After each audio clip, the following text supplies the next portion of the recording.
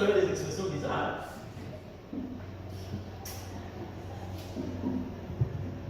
Il était un gay? Non. Il était un homosexuel? Non. Mais pourquoi on doit parler de la beauté de David à Saül? Le travail de l'onction.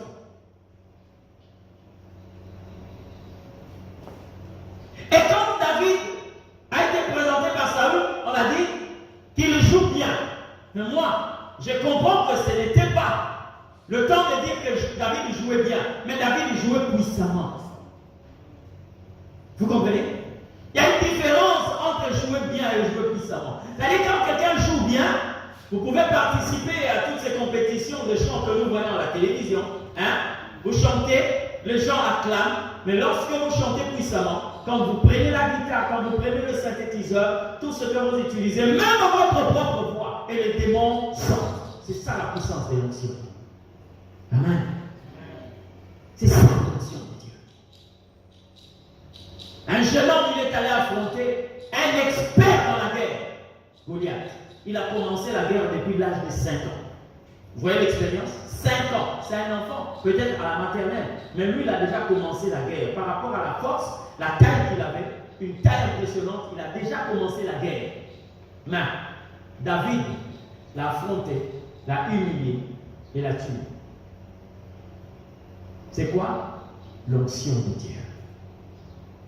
L'onction. Amen. Je te montre ici les différents domaines où l'onction peut travailler et avec succès.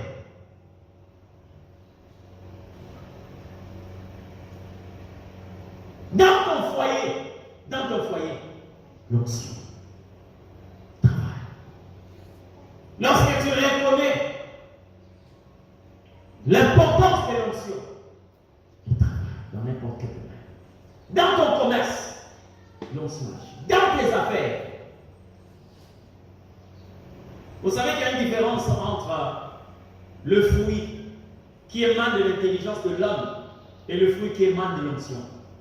Hein? Ce même travail-là. Lorsque vous impliquez votre intelligence et lorsque vous faites appel à l'onction de Dieu, vous allez vous rendre compte qu'il y aura deux résultats différents. Amen.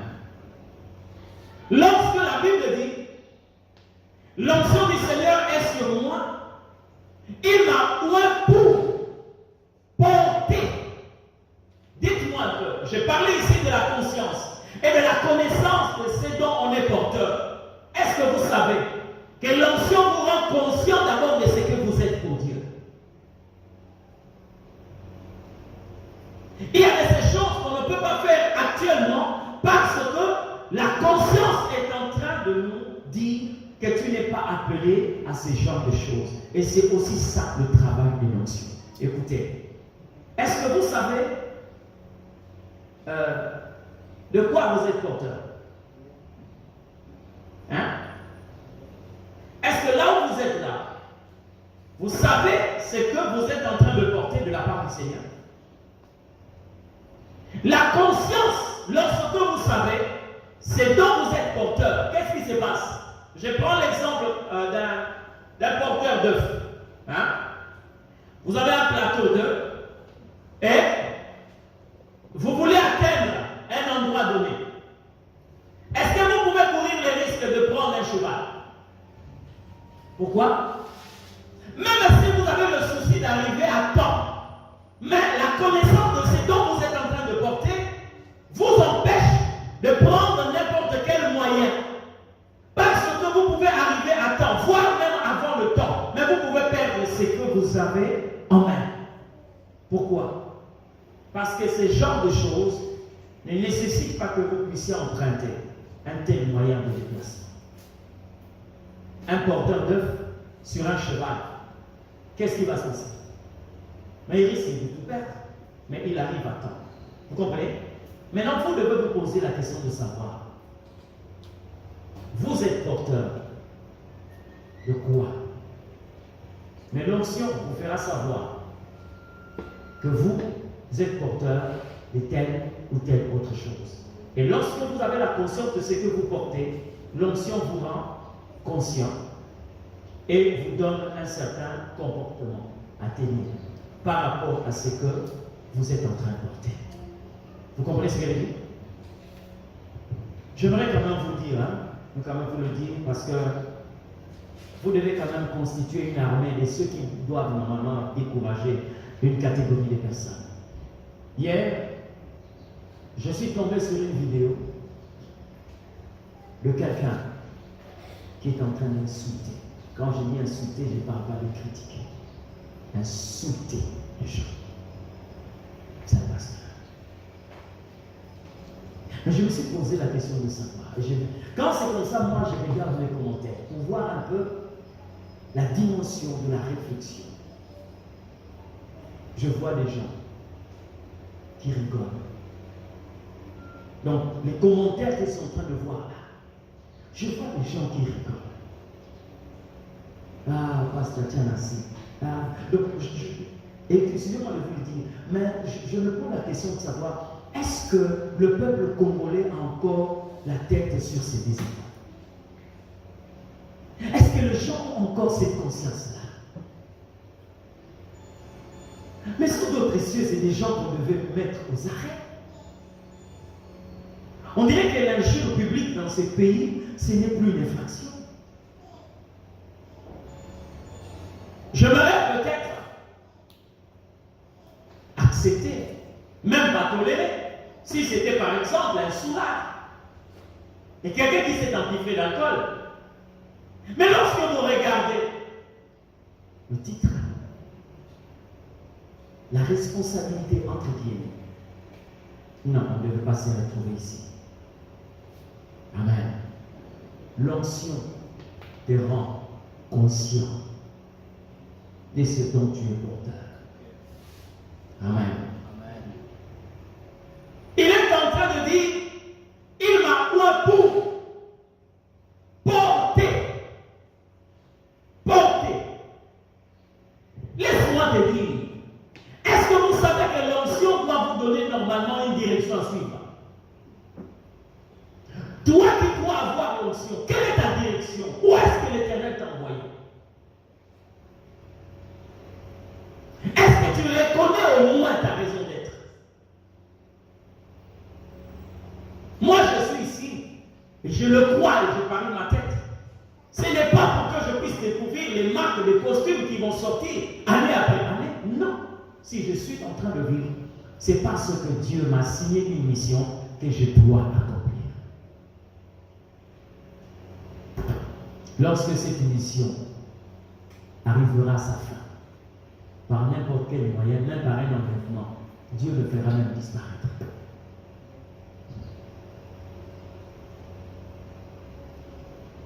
Ici, je parle à ceux-là qui sont dans l'église et qui se disent que non, le problème de l'onction, regarde seulement les pasteurs, ça, sont des serviteurs de Dieu.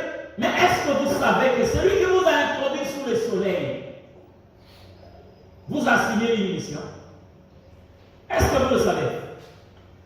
Est-ce que vous savez que certaines personnes iront en enfer, non parce qu'ils ont insulté les gens, non parce qu'ils ont passé leur temps dans les bois de nuit, mais tout simplement parce qu'ils n'ont pas été ce que l'Éternel attendait d'eux? Écoutez, un homme a dit ceci: malheur à moi si je n'annonce pas. Vous avez entendu parler? Vous avez déjà dit ça? Pourquoi est-ce qu'il dit malheur à moi? Et pourtant, cet homme qui est en train de parler de la sorte, dans le passé, il était un judaïste. Ok? Mais il dit par la suite, malheur à moi si je n'annonce pas l'évangile. C'est triste de voir des personnes, quelquefois, 30 ans d'existence, 40 ans, l'âge que vous avez là, jusqu'à aujourd'hui, vous ne savez pas pourquoi Dieu vous a introduit sur le soleil. Et vous continuez à occuper une place sur la terre inutilement. Et vous êtes en train même de méditer pour que vous continuez à vivre. Est-ce que vous savez le pourquoi de votre vie sur terre? J'aimerais quand même dire à une personne, c'est que nous avons vécu. Pas ailleurs, mais ici. Pas l'église de Brazzaville, non, ici. Avec une sœur, paix à son âme.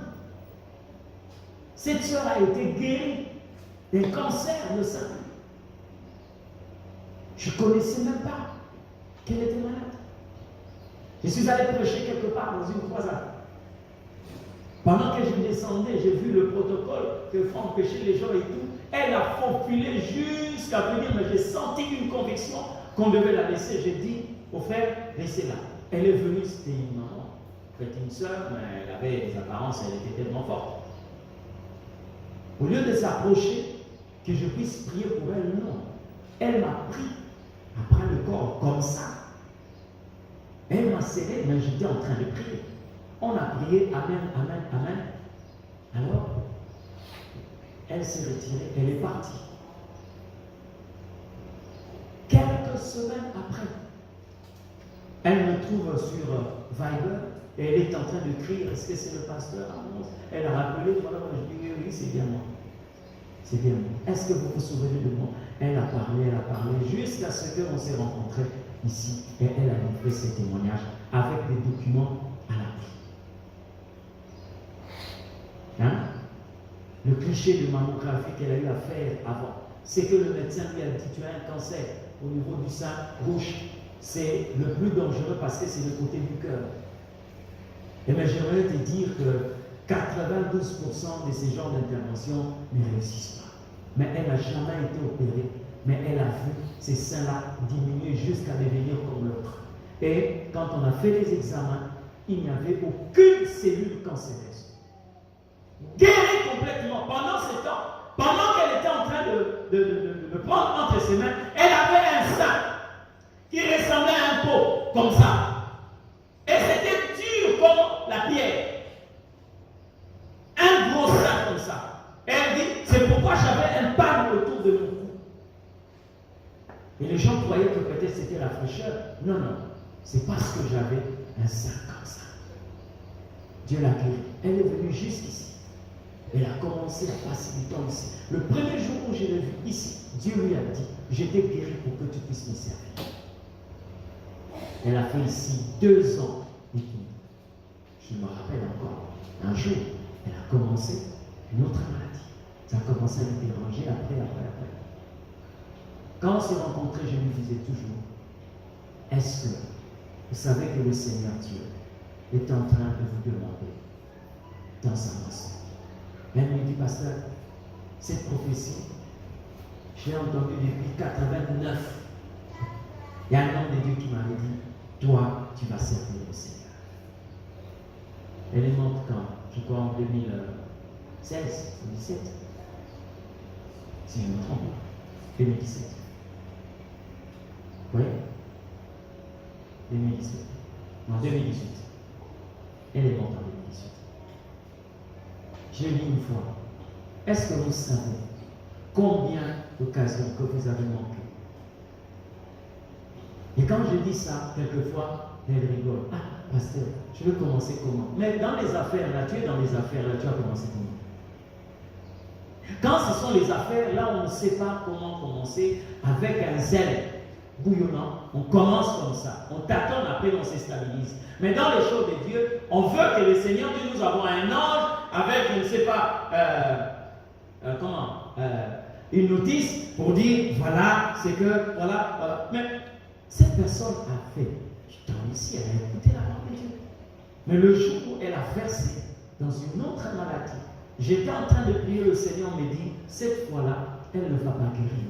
Je veux prendre son âme, au moins qu'elle soit sauvée, mais elle ne vivra plus. J'avais des larmes aux yeux. Quand je suis arrivé à l'hôpital, sa soeur m'a appelé. Je le regardais. Et bien, mais c'est ça la difficulté de ce travail. À un certain moment, vous êtes partagé entre ce que vous allez dire et ce que vous connaissez déjà. Ce qui va se passer. Vous comprenez? Vous êtes là, vous avez une mission de Dieu. Mais vous êtes en train de vivre loin de cette mission. Mais ce qui vous intéresse, c'est votre vie matérielle. Les soucis de ce siècle présent. Dieu n'est pas contre votre prospérité financière ou matérielle. Mais la raison de votre existence. Il y a certains qui iront en enfer, non parce qu'ils ont été dans des boîtes de nuit, mais tout simplement parce qu'ils n'ont pas été ce que le Seigneur attendait qu'ils soient.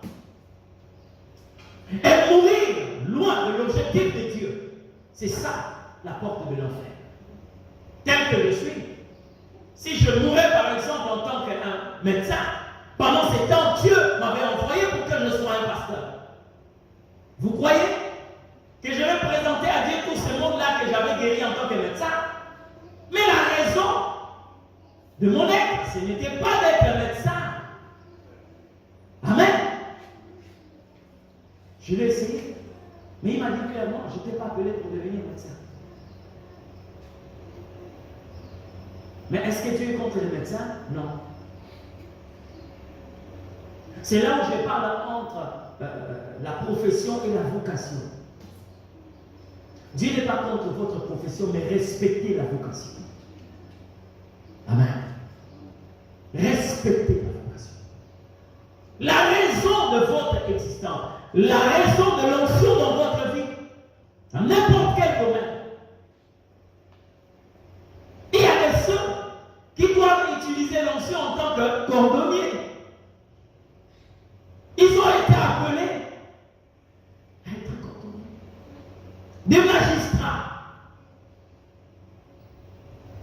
Le malheur aujourd'hui dans le monde, parce qu'il y a des gens qui s'invitent dans des vocations, mais tout en ayant la pensée d'une profession. Moi, j'ai vu des médecins. Quand vous le regardez, vous vous rendez compte que celui-ci est là par vocation, mais celui-ci est là par profession.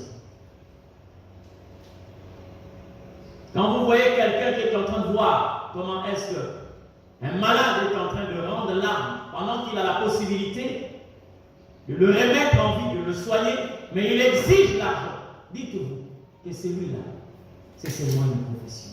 Mais si c'était par vocation, la première des choses qu'il faut normalement chercher à sauver, c'est la vie d'une personne. Amen. Même dans notre domaine, vous allez le voir, les gens qui conditionnent la prière par une offrande, par exemple. Mais Jésus a dit, vous avez reçu gratuitement. Donnez aussi gratuitement. Dans n'importe quel domaine, là où vous êtes, vous avez besoin de l'onction de Dieu. Parce que je crois fermement que vous avez une mission que Dieu vous a donnée.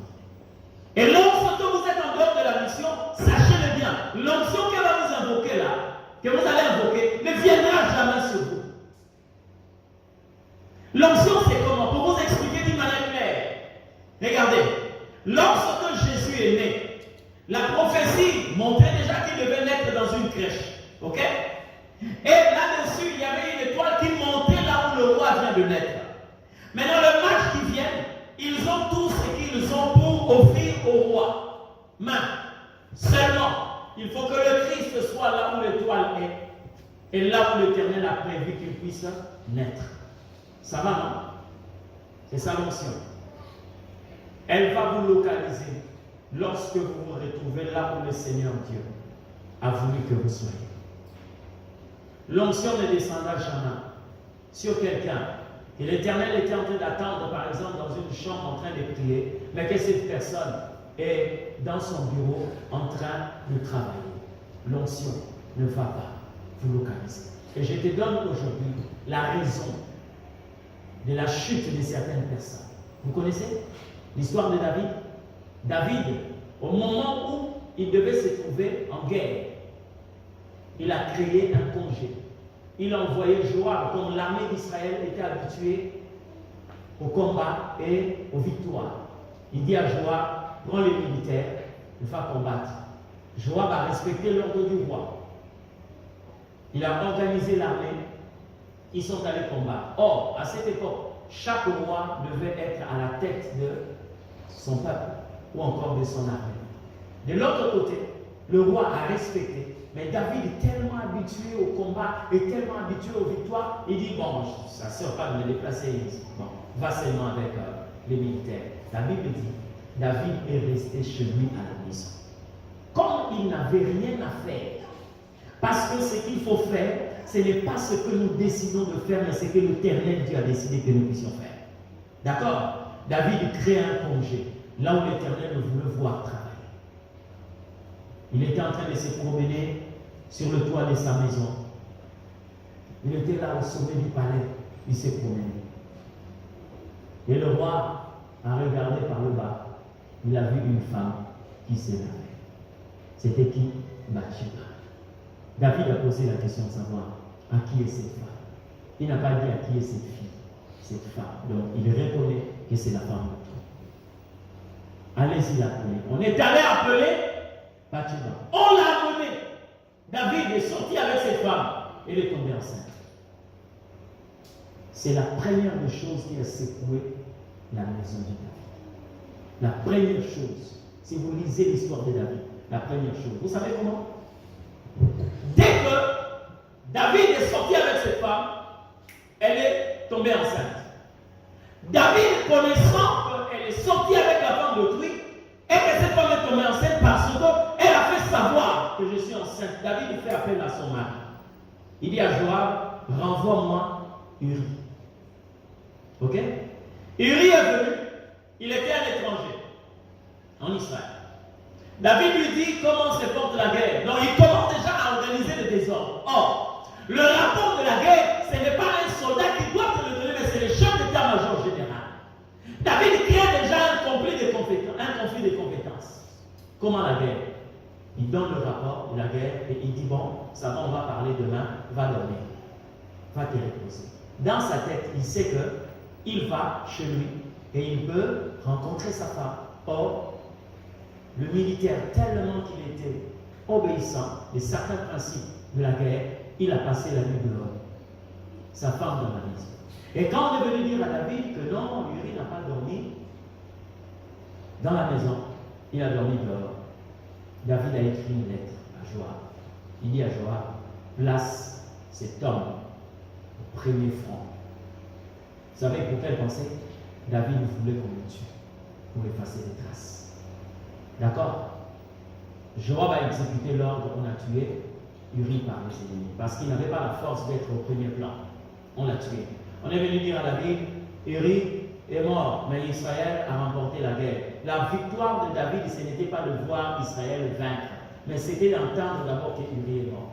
Quand Uri est mort, personne ne connaissait. David prend la femme et la place parmi ses concubines. Le prophète Nathan vient vers David. Il lui dit, Seigneur, il y a eu un homme qui avait plusieurs bêtes chez lui et son voisin n'avait qu'une seule tête. Mais quand il a reçu des invités, il a pris une seule tête qu'avait son voisin et il a préparé pour ses invités. David, manquant de discernement, il s'est lancé directement dans les jugements. Il a dit, si cet homme-là est ici dans mon royaume, il sera mis à mort. Nathan lui dit, cet homme-là, c'est toi.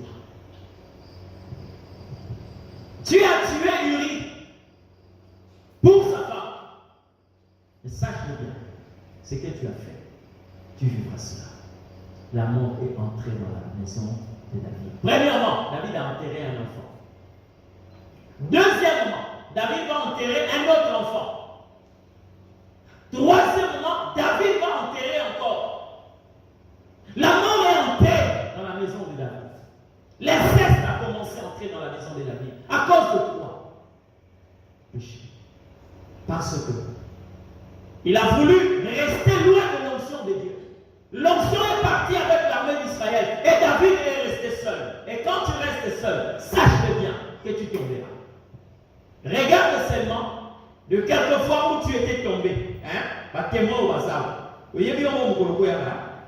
Regarde très bien, tu vas te rendre compte. Tu t'es retrouvé là où Dieu ne voulait pas que tu te retrouves. Regarde le jour où tu étais tombé. Tu vas te rendre compte. Tu n'as pas suivi le mouvement de l'onction. Ce n'est pas toi de diriger l'onction, mais c'est l'onction qui doit normalement te diriger. C'est comme ça que tu entends la Bible dire. Il m'a envoyé pour porter la bonne nouvelle aux malheureux. Aux malheureux. La destination, c'est ça. Et quand on parle de malheureux, ce ne sont pas seulement ceux qui n'ont rien à manger. Non. Des gens qui ont des garages remplis, des gros cylindrés. Ils ont des comptes en banque renfloués. Lorsqu'ils n'ont pas Jésus, ce sont des malheureux. Souviens-toi de ce que Jésus dit à Pierre. Lorsqu'il pose la question de savoir, qui suis-je? Tout le monde était calme. certains étaient dans la confusion de l'appeler Jérémie, Jean-Baptiste. Mais vous qui dites-vous que je suis? Pierre dit, tu es le Christ, le Fils du Dieu vivant. Jésus lui dit, Pierre, tu es heureux. Ce qui est le contraire des malheureux. Qu'est-ce que Pierre avait? Qu'est-ce que Pierre avait? Des maisons? Des gratte-ciels? Des jets privés? Il avait quoi? Pour que le Seigneur lui dise que tu es heureux. Mais parce qu'il a reçu la révélation du Fils de Dieu. Amen. L'onction de Dieu. Je vais finir par te dire ceci. L'onction te rend intouchable, mais son absence te rend invulnérable. Lorsque le Seigneur dit, ne touchez pas à mes oins, l'onction va combattre pour toi. Mais lorsque tu manques l'onction de Dieu, c'est là où tu te vois être malmené par de sorciers.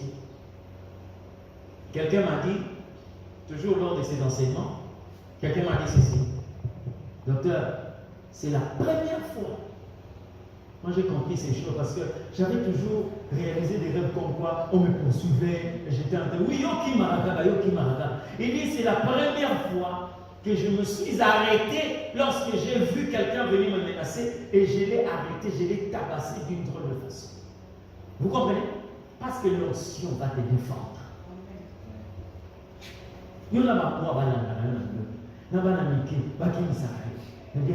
Sérieux? Hein? Lorsque vous avez l'onction de Dieu, vous devenez intouchable. C'est comme ça que le Seigneur dit, ne touchez pas à mes oins. Et j'ai bien expliqué ça ici le vendredi. Le verbe toucher ne signifie pas seulement approcher la main et toucher la personne. Même lorsque on parle de vous, c'est le verbe toucher. Hein? Aaron et Myriam étaient en train de parler contre Moïse. Mais Dieu a frappé Myriam de la lettre. Mais je n'ai pas vu les empreintes d'Aaron, moi encore de Myriam sur Moïse. Hein?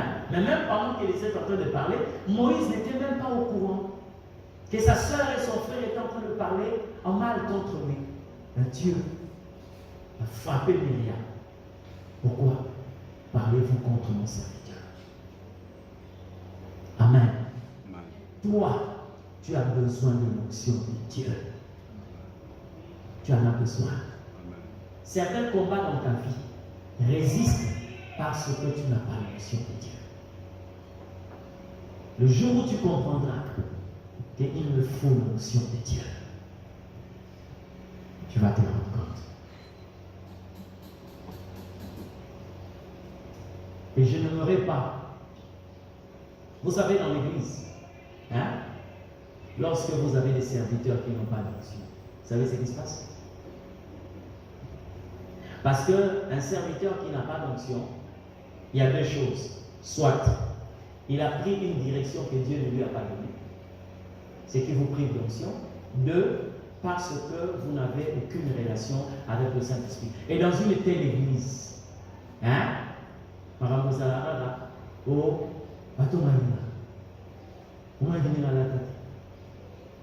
donc, ça dit tout ce qui ne concerne pas le royaume devient une monnaie courante pour cette église ou pour cette société.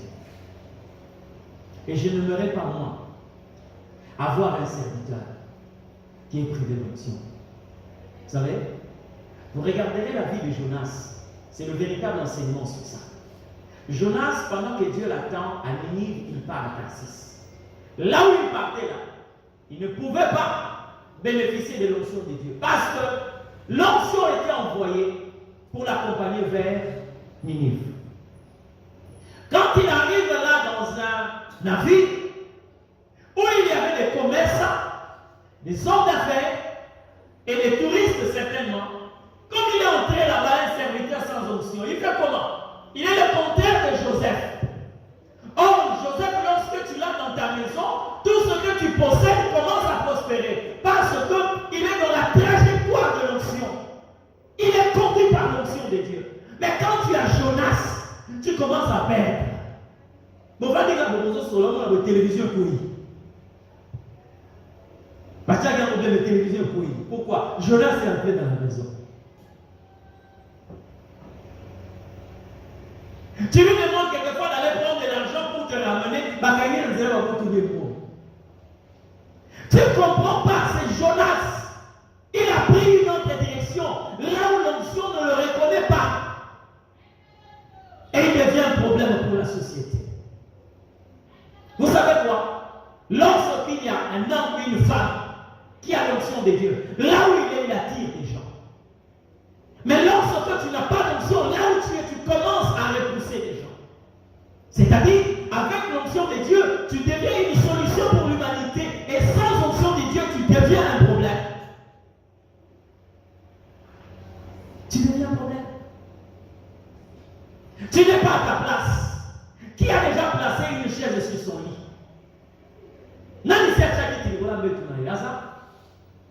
Mais pourquoi? Pourquoi?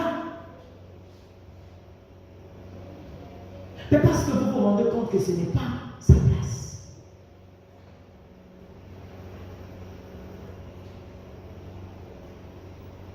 Ce matin, je veux parler à quelqu'un. Ta véritable vie est cachée dans l'onction de Dieu. Tu vas comprendre, bien-aimé, le goût succulent de la vie que Dieu nous a donné sur cette terre lorsque tu reconnais l'onction du Saint-Esprit.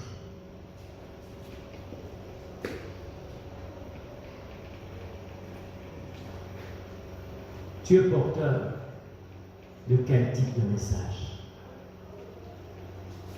Quelle est la direction que Dieu t'a donnée? Ce matin, j'aimerais que quelqu'un parle au Seigneur. J'aimerais que tu parles au Seigneur ce matin. Que tu dises à Dieu, au Seigneur, merci. Cette affaire ne concerne pas que les pasteurs, mais cette affaire te concerne aussi. Alors, bien aimé, la position.